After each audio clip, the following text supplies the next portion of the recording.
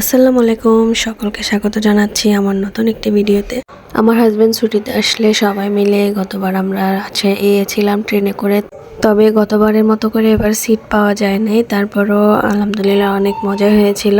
Train জার্নিটা আসলে অনেক বেশি মজার। তো যাওয়ার জন্য আমরা সকাল সকাল উঠে তারপরে রওনা দিয়েছিলাম। চারিদিকে অনেক বেশি কুয়াশা ছিল।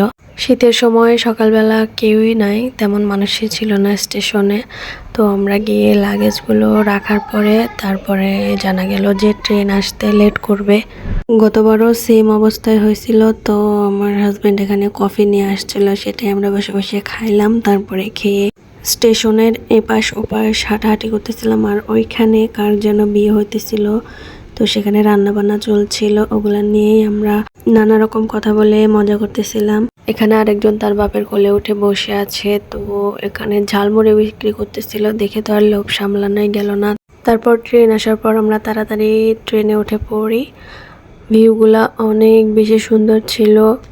পুরো রাস্তা তো প্রকৃতি দেখতে দেখতে গিয়েছিলাম। এরকম জার্নি আসলে অনেক বেশি ভালো লাগে। এখানে আরেকজন তার ছেলেকে নিয়ে বসে আছে, বাবু ঘুমাইতেছিল। তারপরে ট্রেনের মধ্যে একটু পরপরই ঝালমুড়ি, বাদাম, তারপরে আরো অনেক কিছু বিক্রি করতেছিল। এই জিনিসটা আমার অনেক বেশি ভালো লাগে। তো এটা নিয়ে বসে বসে খেতে খেতে যাচ্ছিলাম।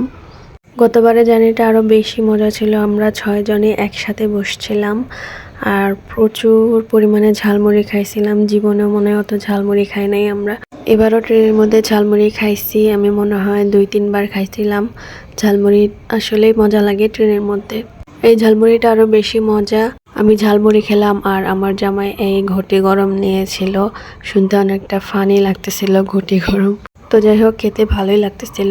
কথা বলতে বলতে চলে আসলাম রাজশাহী স্টেশনে। তারপরে আমরা ধীরে ধীরে নামা শুরু করলাম। আমরা ছিলাম একদম পিছনের দিকে, তো নামতে আমরা দাঁড়িয়েছিলাম। এদিকে আরেকজন মুখ ভেঙ্গাইতেছে। তো সবাই নামার পরে আমরা ধীরে ধীরে নামলাম। অত তাড়াহুড়া ছিল না, যেহেতু এটাই লাস্ট স্টেশন। তারপরে নেমে আমরা ধীরে ধীরে রওনা দিলাম। আরেকজন এখানে তো অনেক মজা নিয়ে যাইতেছে। বাপ বেটি অনেক এনজয় করতেছিল। আর আমাদের বাবু ছিল ওর দাদির কাছে, আর আমি ভিডিও করতেছিলাম আর আমার হাজবেন্ড পিছনে আসতেছিল। তারপর আমি আবার পিছনে গিয়ে ওর ভিডিও করে দিতেছিলাম। স্টেশন থেকে বের হতেই আমাদের 15-20 মিনিট লেগে যায়। তো আর কি, আমরা বের হয়ে একটা অটো ঠিক করে তারপরে রওনা দিয়ে দিলাম বাড়ির উদ্দেশ্যে। রাজশাহী শহরটা আসলে অনেক সুন্দর। বসন্তকালে আরো বেশি সুন্দর লাগে, কারণ এই জায়গাগুলো ফুলে ফুলে ভরা থাকে। এখন তো একদমই ফুল নাই, সব পাতা ঝরে গিয়েছিল। অবশেষে আমরা পৌঁছে গেলাম। তো বাকি অংশটুকু শেয়ার করব পরের ভিডিওতে।